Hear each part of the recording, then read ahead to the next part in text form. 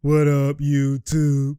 It's your boy Banks, and we back in the building. You feel me? It's True Talks, cause True Talks. All right, let's get straight right into it.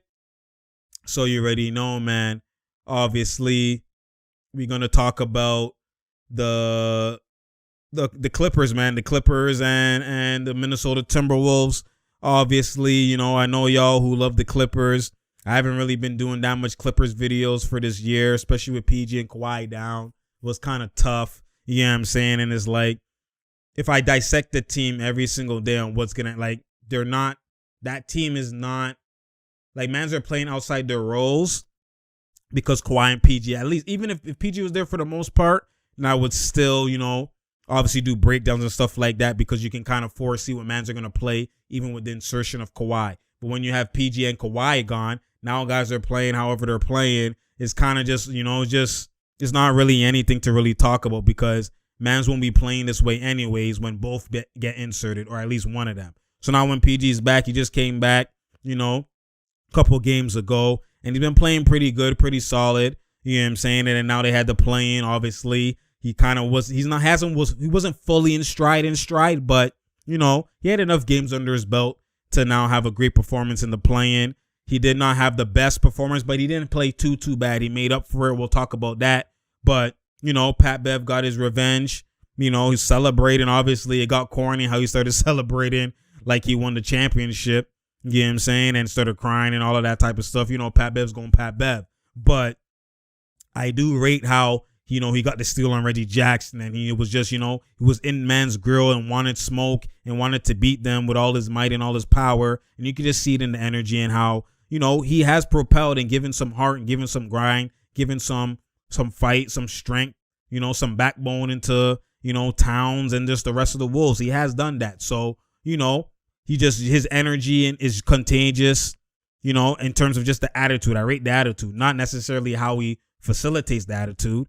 That's just, you know, to each his own. But I do rate the attitude. I do rate, you know, the never backing down and all that type of stuff. There's specific things you could rate and you could take away and, you know, just like from what you see from Pat Bev. So, you know, he got his revenge, and rightfully so. You know what I mean? They could have obviously paid him, but they decided not to and trade him. But, you know, it was literally a Hooper's dream in terms of just justice for Pat Bev. Anytime you get traded, no matter how it happened, whether it's wrong, right, whatever the case is, even in your former team, you always want to kill your former team as a Hooper. You always want to beat your former team. It's just that much more sweeter, that much more lovable, that much more elite in terms of just how you feel mentally, and just to shit on mans. Look at their bench, just, you know, all of that plays. So he got the Hooper's dream, definitely. You know what I'm saying? And so let's kind of like just dive into why that happened, right? For the most part, when you look at it from the Clippers end, like, I like Anthony Edwards. Anthony Edwards is a dog. I always said that from day one. I already said that he's going to stay one. He's going to be one of them ones. Like, you could just tell, like, just the Lucas, the Trae Youngs, like, when they first come in, even Tatum, like, you could just tell when when athleticism meets skill, it's over. It's a wrap. I don't even understand why there was any knock or any, like, not understanding why he is or why he was that pick or why, you know what I mean? It's just, I didn't understand it. You know, people who had their negative things to say. I thought that, like, he's going to come into his own. It's the same thing you're seeing with Jalen Green, right? He's going to come into his own. When you have skill and athleticism out the gate, and you don't have to be taught skill. You just have to get your percentages and your efficiency up, but you're a dog, so you're just going to happen. It's the same thing. They're out the gate. They're out the gate.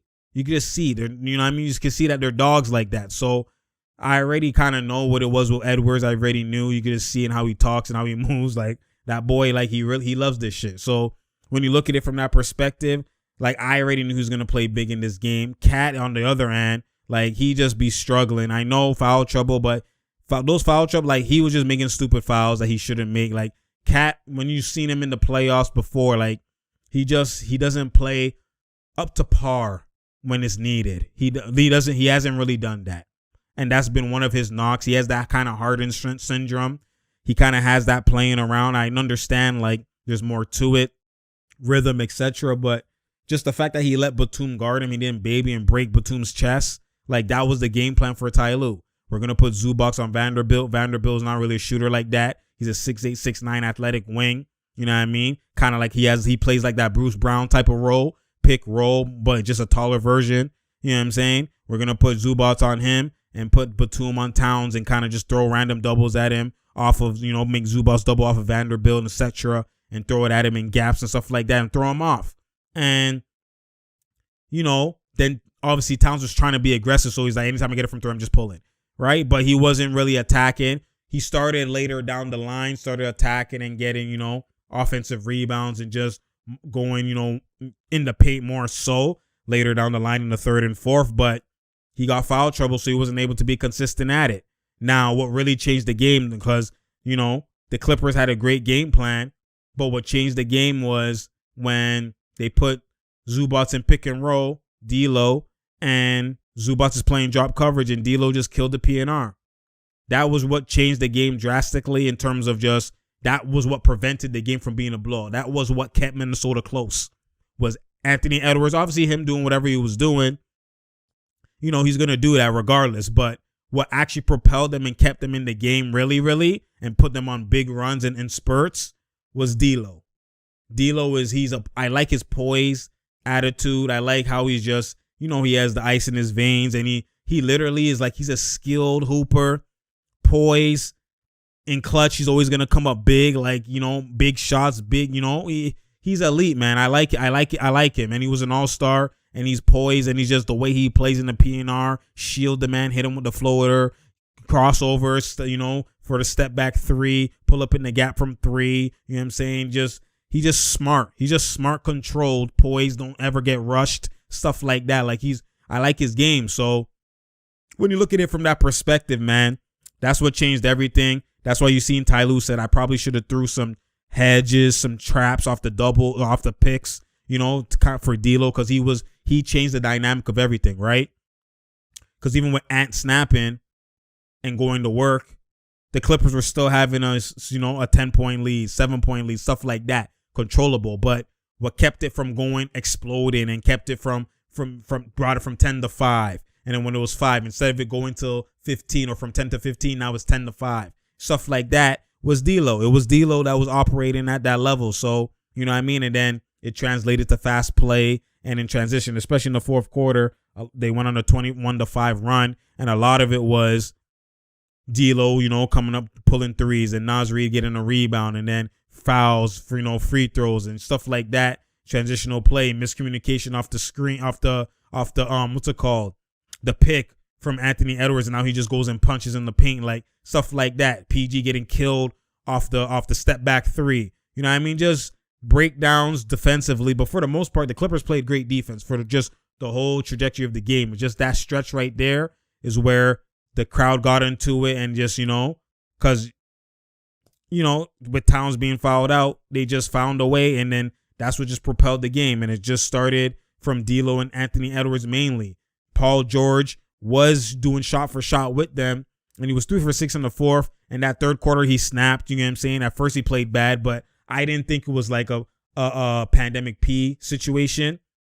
I think it was just more so rhythm. He had good shots. He had a lot of rattles. You know what I'm saying? I look at man's misses to let me know if they're frail or if they're just missing shots, right? He got a lot of rattles. It wasn't like clap. It wasn't like clap, kind of misses, like bricks, right? Like, poof, it wasn't them ones. It was actually like, rattles, back rims, like on target. You could see his release. He kind of was shooting it, walking back, thinking it's good. And he just was missing, some bunnies that he normally would get. So I wasn't mad, and I'm like, okay, there's a potential for him to turn it around. And then he turned it around. And so I was like, okay, so what it looks like. Marcus Morris hitting some shot creating, even Reggie Jackson in the gaps, like killing. And then what happened? What happened was Reggie Jackson in the fourth made some mistakes. Like Zubac would be rolling, and they could have got easy buckets if Reggie would actually just hit Zubac. That's what sometimes frustrates me, is that Zubac looks like a liability at times, or looks like, what are you really doing out there? They just don't be hitting him. They be going for the three too much at times. They double, they trap the PNR, and Zubac is easy open on the roll, and they don't hit him. They'll hit the corner instead, when a guy just kind of pre-rotated and was going to get back to the corner anyways, because they're always looking for the shot instead of going for what the defense is kind of giving you. They're giving you the Zubac roll. Throw it to him and trust that Zubac will hit the corner. and that'll be more wide open while you're trying to skip to the corner. The guy recovers. Just Reggie Jackson was doing that, or he'll shoot a shot he shouldn't shot, ill-advised. And I like Reggie Jackson. He be closing, but he kind of was. He made some mistakes, and PG, didn't really. When he got the ball in the clutch, he was killing, and he had to force up a 1-2 shot when they got in a pretty 5, maybe 8 deficit. But for the most part, it was a 3-point game with 1 minute, came down to 1 or 2 possessions, and even with the Reggie Jackson making mistakes. So I mean, it's a one and done scenario. I just know that they can't do that shit again. Ty Lue coached well. He did good. They can't do that shit again if they are really in a threat of missing the playoffs. Because the Pelicans ain't no joke. With CJ McCollum, who can cook, JV can shoot the 3, break chest, and can kill. You know what I'm saying? I think if they involve him in pick and rolls, JV will play drop coverage. So I think PG will have an elite game. I think he'll get 30 easy because just the drop coverage. But defensively, I just feel whenever D'Lo's killing like that, when they're in drop coverage and Zubac is involved in these PNRs and they're killing, just go small ball, fam. When they did that with Batum and Marcus Morris at the 5, now you have Covington as well too. You have Powell, who was killing off the bench. When you have guys like this, it should make Ty Lue's job easier to go small ball whenever they're just 2 plays, 3 plays straight that they just take advantage of Zubac and PNR. Just go small ball. You have the personnel. You have Covington now. You have added personnel to go small ball. Easy. It's an easy decision. Because when they went small ball, that's when they actually changed the run. Right? In the third. Actually, Zubac was even there pretty much sometimes there too. But when they went small ball, they actually had pretty good defense. Just do that. You seen how it worked versus the Jazz. You already know that's your bread and butter. Do that. They better do that. But it's going to be hard to do that if JV's there. But you could take advantage of JV in the defense, scenarios in PNR for, PG, even Reggie Jackson to shoot in them gaps, stuff like that. Even Marcus Morris as well, too.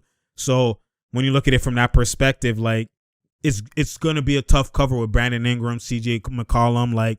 When you look at them who can be killers, and then CJ is crafty and can kill Zubac in the PNR. And then Ingram, could also kill in the PNR in the drop. But then he has a length to kill one-on-one and shoot over. Let's say they switch and have Reggie on him because they're small ball. Whatever the case is, it's not an easy out. It's not an easy win. It's a tough out. So, they have to structure up, kind of get into their game plan. I think that this game will probably end off with both teams doing a lot of small ball because I think both teams will kill and drop coverages that they're going to have to adjust and be like, you know what? Zubac can't play. You know what? JV can't play, and they might go small ball, right? So we'll see how kind of both teams play. I think that the Clippers can win this game, but I wouldn't be surprised if they lose. The Pelicans ain't no joke. So they have to structure up. They have to hit their shots. The great thing is that they're home, but you know how people play on the Clippers home floor. People be having career nights on that shit. So, Kawhi should be in the attendance. So let's see, maybe that kind of gives them a spark, but they have to play on a string. These defensive mishaps where they don't switch sometimes and miscommunicate can't happen. Powell has to be Powell, just like how he was last game. He has to be Powell. Covington has to hit some shots as well, too. Marcus Morris has to hit some shots. Reggie has to hit shots, and PG. And Batum has to hit his shots as well, too. And they have to have, move on a high octane in terms of operating offensively and, defensively be on the string. But then again, CJ is so shifty that he can be crafty and force you tonight. Make defensive mishaps and, breakdowns in terms of defensively. So we'll see. This is a toss-up. To me, it's a 50-50 game. I still think the Clippers should win, but I would not be surprised. I can't, I can't call it. I can't call it because the Pelicans are nice, man. They shouldn't be a 10th seed, but, injuries, all that type of stuff. CJ finally got back. For the most part, since CJ got traded there, they've been a better team. They haven't been a bottom team. So, we'll see. We'll see. It's True Talks. It's True Talks. Share, like, and subscribe. We out here. There's no down here. There's no drought here. You feel me? PG he better carry, yo. He better carry. I don't think he actually did that bad in terms of the fourth quarter, in terms of the second half. I think he played pretty well. I think just Reggie Jackson, that's the problem. Reggie Jackson, I know Reggie Jackson has been killing and he's been making this staple as he can kill and perform in the clutch. But he has to understand that, like, dog, if PG's eating, give him the rock, yo. Stop bringing it up and just taking 5 shots, yo. Like, all of a sudden, like, go with what's working. That's what sometimes I always get mad with the Clippers sometimes. Even when Kawhi was there, Kawhi would have 5 straight possessions of killing, and then they just go away for 5 possessions. Like, just go with what's working. Go with what's working. That's what they need to do. Reggie Jackson, PG went to the post. They ran that play. He splashed. They ran the play for PG, came off the back screen, splashed from 3. Go with what's working. Put the ball in his hands. He was driving and kicking. Man's got good looks off of it. Like, now Reggie Jackson will just come and then do the PNR shit and then get cookied and get trapped. And, like, come on now. There's no need. And it's not like I don't like Reggie Jackson. You already know how I feel. But just read and react, man. Don't change it up. Don't change it up. So we'll see. Like I said, it's True Talks. It's True Talks. Share, like, and subscribe. Click that notification button so you know when I'm here. Because I'm here. You feel me? I appreciate y'all. You already know. And I'm out, man.